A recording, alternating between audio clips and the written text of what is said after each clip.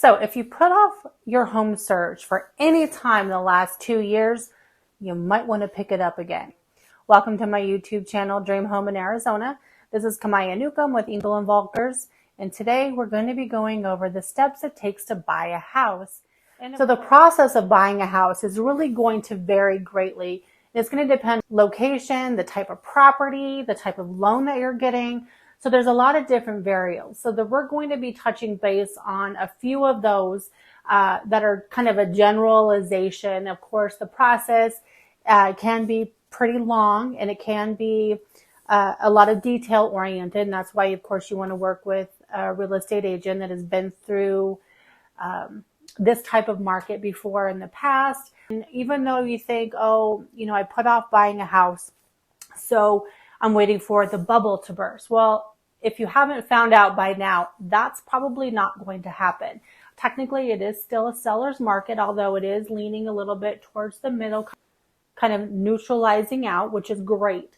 But there are more homes coming on the market, which is going to be great for you as a buyer because it's going to give you more inventory to look at. But let's go through a couple of the steps, just the basic steps it's going to take to actually buy that house. So first, what you need to do is determine your own budget. You need to really do some soul searching and determine how much you want to spend every month on your home. Now that includes the taxes, the principal and interest, homeowners association, if there is any. So let's say, you come down to it with all your other expenses, you know what those expenses are. So let's say, you really budget down and say, okay, like I don't want to go anywhere over $2,000 a month for the house. But you have to keep in mind that's $2,000 includes taxes, insurance, possibly mortgage insurance, depending on how much you're putting down. So what you need to do, of course, is consider all of that when you're going to be talking to your agent and your lender, because your lender will tell you what you're pre-approved for. And it could be, a house that your payment might be well over $2,000. So you need to work with an agent that can say, okay, you don't want to go over $2,000. So your max price needs to be right here. And that way everything's included because we can look at how much the taxes are. And that's all going to depend, of course, on the house. So the first thing that you need to do, of course, is determine how much you want to spend per month on your house, giving all of your current expenses that you have. You don't want to overstretch yourself. You don't want to go broke paying for your house, but only you can determine what that amount is going to be.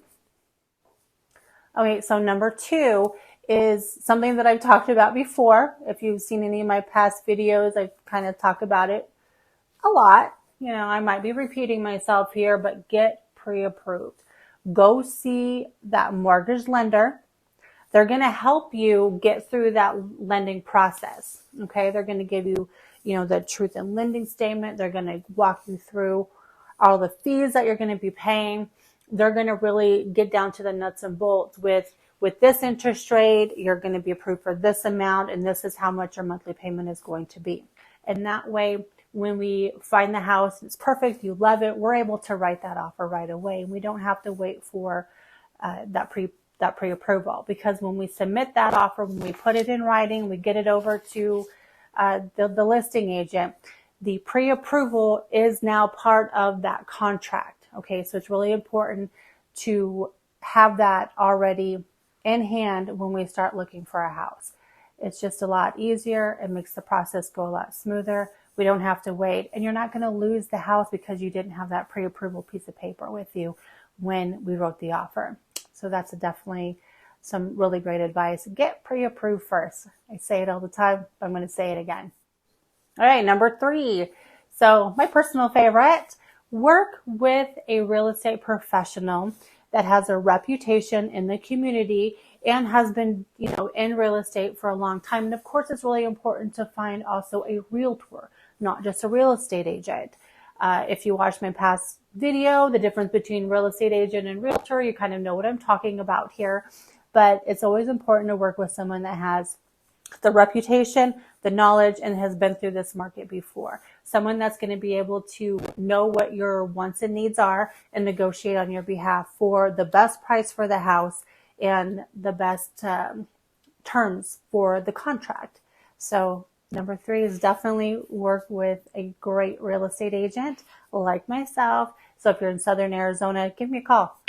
You'll have my phone number. Always be happy to talk to you. So we're moving on to number 4.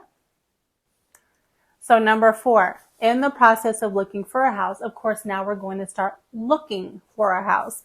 So what you're going to do is get on the MLS, not Zillow, not Trulia, not those other ones. Get on the MLS to look for a home. And what we do as agents is we can put in the criteria that you're looking for. The other websites are so outdated. They have a direct link to the MLS, so it's the same information, except with the MLS, it is updated quite often. So stick with that search through the MLS. And then we're going to be scheduling showings, private showings. I have a key that can open any door. So we can get into the house, take a look, do a walk around. We can go to open houses. And of course, if you're looking at new construction, it's important to have your real estate with you on that first visit. If you go without your real estate agent on the first visit, the new home site doesn't have to cooperate with your agent. And so if anything goes wrong, and believe me, it does, in new home construction, it's not as, smooth as they seem to, lay on that it is. So if anything goes wrong, we can't do anything. So always make sure your real estate agent is with you on that first visit. That's very, very important. But okay, so number 5, now we make an offer. So this is the time that we make an offer on the property. So you did the search. Well, first you were pre-qualified. Then we did the search. Then we looked at the house. We find a house. You like it, and we'll put an offer on it. With the offer, of course, we send in that pre-qualification, so we need that. But with that offer, your agent is going to help you negotiate your terms, any contingencies that you might have to have, any down payment assistance, any seller concessions, anything. So everything that you want to have in this contract, we're going to be writing it up. And of course, in the state of Arizona, we can write up the contract. We can present and negotiate the contract. We don't have to go through an attorney. It is up to you, though. If you want to get an attorney, completely understandable. If you want to pay that extra fee to have somebody look at it. But in Arizona, we can actually do the whole thing from start to finish without involving those extra cost that it would be for a real estate attorney. So the 5th step is write an offer. And once it's accepted, we go to step 6. All right, step 6. So we did the search. We got pre-approval, did the search, found a house, wrote an offer. The seller accepts the offer. Now what do? You have 10 days. Depending on the contract, it's automatically set for 10 days. You could go 5 days, you can go 15. You can do how many days that you need, but usually it's about 10 days. So we got 10 days. That's 10 calendar days. The first day starts the first full day after the acceptance of the contract. Okay. So you have 10 days to do an inspection. You're going to want a home inspection, termite inspection, roof inspection, AC, septic. There's so many inspections that you can do. And of course, as your agent, I will be helping you find inspectors if you don't know any, decide which inspections that are going to be most beneficial, and get all those scheduled, hopefully to be at the exact same time. That's the perfect world, is so you only have to go once, and to get them all within that 10 days. Because after that inspection period, we have 10 days to do the inspection, and then write up a inspection list. It's called a BINSR, a buyer's inspection notice and seller's response. We get that to the sellers to say, this is what we need to be fixed. Like, let's say there's 5 items and they have time. They can look it over and they can say, I'll fix number 1 and number 3 and number 5, but I'm not doing 2 and 4.